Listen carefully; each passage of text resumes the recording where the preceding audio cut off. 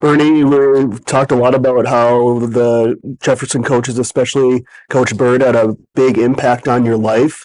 So just talk about your business, your family, and what you've been up to since your Jefferson days. Well, I have three kids. In 1999, I started a business called International Feed. We're exporters of agricultural commodities in ocean containers. Yeah, when my wife and I started it, we saved money for a year and then took our credit cards, threw them into water, and put it in the freezer and called it frozen assets. And yeah, I don't know. It just turned out. I mean, beyond my wildest dreams. So I live in Owino now. Come to a Jefferson game on occasion. About every year I go. Yeah. We've talked about some of the memorable words of encouragement the coaches have given you. Do you have some memorable former teammates that maybe hopefully you're still in contact with even Yeah. to this day? Yeah. I mean, I hang out with Rick Ebner, who was kind of the real athlete on our team.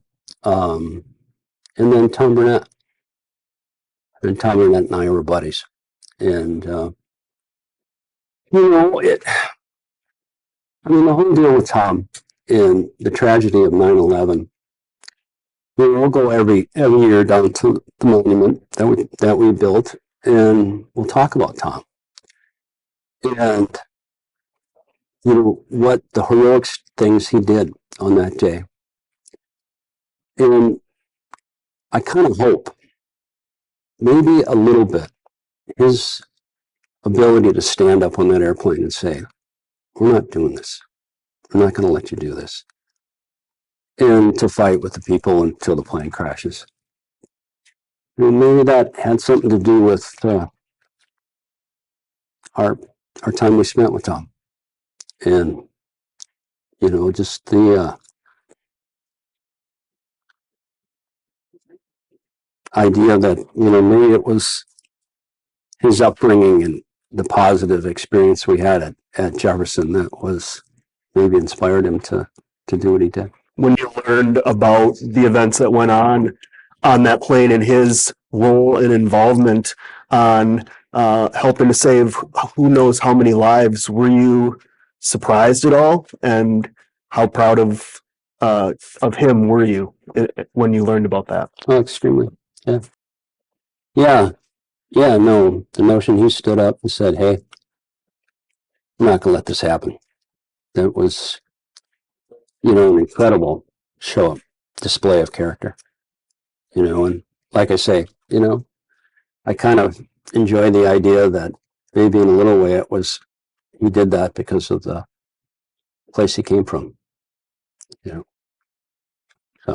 Speaking of the Jefferson coaches, I'm always amazed that the coaches stick around so long around this program. All of the head coaches, except for one, and I'm sure if he was still alive, he'd still be involved with the program, are super close or still coaching with the team. What is it about Jefferson football that cultivates that family atmosphere where you don't want to leave? Well, in my situation, it was just the ability to have a chance. But I mean, the team I played on, there was no all-stars. I mean, Rick was clearly the best athlete. And other than that, it was guys that were okay. And I mean, I don't know that I was okay at the game and maybe good. But it was something where the team, the coaches, the school kind of imbued a sense of positivity, or we can do this kind of thing, that is positive and contagious. And in our scenario, I mean, we were a pretty good team, but we didn't have a lot of really good players. So there is something about it. And I don't know if it comes from being from West Bloomington. I don't know if it's just an attitude or